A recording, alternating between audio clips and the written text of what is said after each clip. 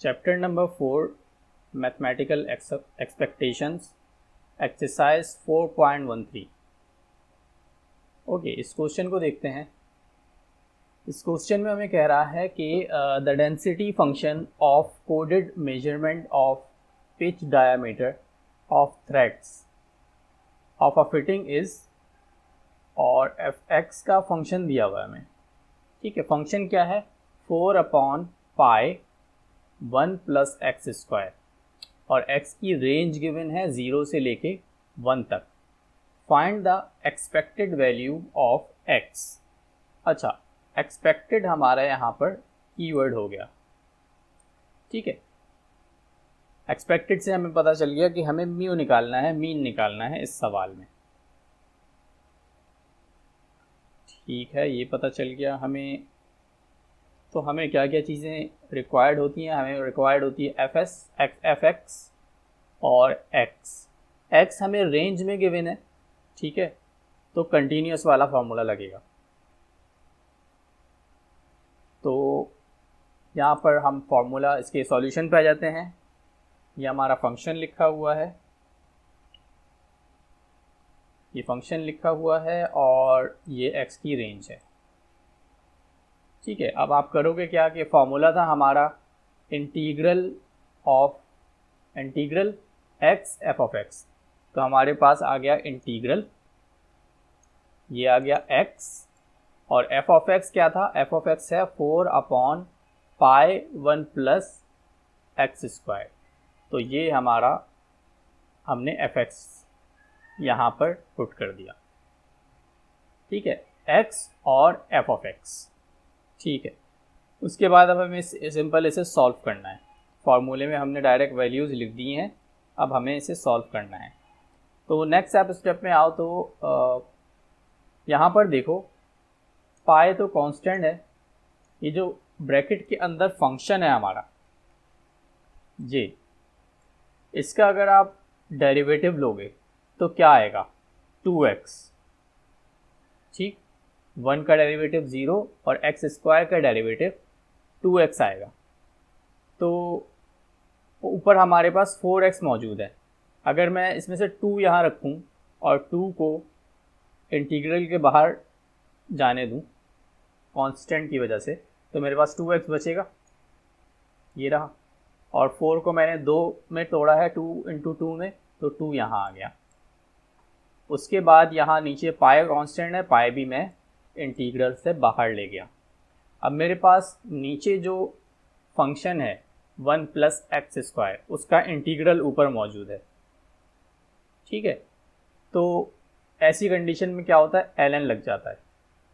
ln और denominator में जो भी फंक्शन है वो आ जाएगा, तो ln और फंक्शन, और ये 2/π यहाँ था तो 2/π यहाँ पर आ गया। ठीक है, आगे चलते हैं, इसका सॉल्यूशन देखते हैं। उसके बाद हमने जस्ट क्या किया है कि लिमिट अप्लाई कर दी।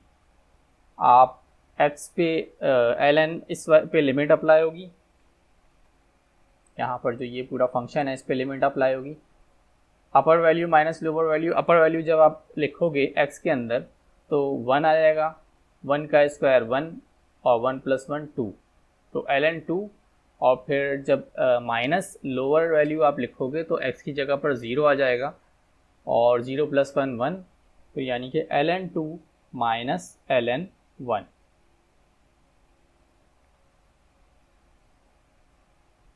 तो ये हमारे पास आ गया ln 2 minus ln 1 limit apply करने के बाद। और ln में जब माइनस होता है तो डिवीजन में लिखते हैं हम, तो ln 2/1, और नीचे 1 लिखने की ज़रूरत नहीं है, ln 2। इसको आप कैलकुलेटर में सिंपली सॉल्व कर लोगे 2/π ln 2, तो आपके पास सॉल्यूशन आएगा 0.44। लेकिन इतना ज़्यादा सॉल्यूशन करने की ज़रूरत है नहीं। ठीक है, क्योंकि आपको समझ नहीं आ रहा इंटीग्रेशन कैसे होगी, या आपने इंटीग्रेशन गलत कर दी तो आंसर गलत हो जाएगा। मैं ये मशवरा दूंगा कि आप मुश्किल से एक आध स्टेप और करो। ठीक है, उसके बाद ये जो सामने हमारे पास फंक्शन लिखा हुआ है पूरा, ये आप कैलकुलेटर में पुट कर दोगे तो डायरेक्ट भी आंसर आ जाएगा और डायरेक्ट आप आंसर लिख सकते हो। इसे सॉल्व करके देखते हैं। वैसे हमारा आंसर क्या है, 0.44। तो मैं इस फंक्शन को लिखता हूँ इंटीग्रल। इंटीग्रल में है हमारा x, उसके बाद मल्टीप्लाई 4 अपॉन पाई, पाई है शिफ्ट इस पे, और ब्रैकेट में 1 प्लस एक्स स्क्वायर और ब्रैकेट क्लोज। और x की रेंज है हमारे पास 0 से 1। ठीक, ये जो पूरा फंक्शन था मैंने कैलकुलेटर में लिख दिया और मैंने इक्वल टू प्रेस कर दिया, मेरे पास आंसर वही आया 0.4412। ठीक है, जो मेरा आंसर यहाँ आया था 0.44। तो डायरेक्ट इस स्टेप के बाद आप कैलकुलेटर में भी सॉल्व कर सकते हो। लाजमी नहीं है कि आप इंटीग्रेशन पूरी सॉल्व करके दिखाओगे, क्योंकि आपको साइंटिफिक कैलकुलेटर अलाउ होता है। ठीक, और अगर कोई टीचर ये एतराज़ कर रहा है कि नहीं आप सॉल्व करके दिखाओ इंटीग्रेशन पूरी, तो वो उसका एतराज़ गलत है, या फिर आप कहो कि कैलकुलेटर अलाउ ना करें। ओके,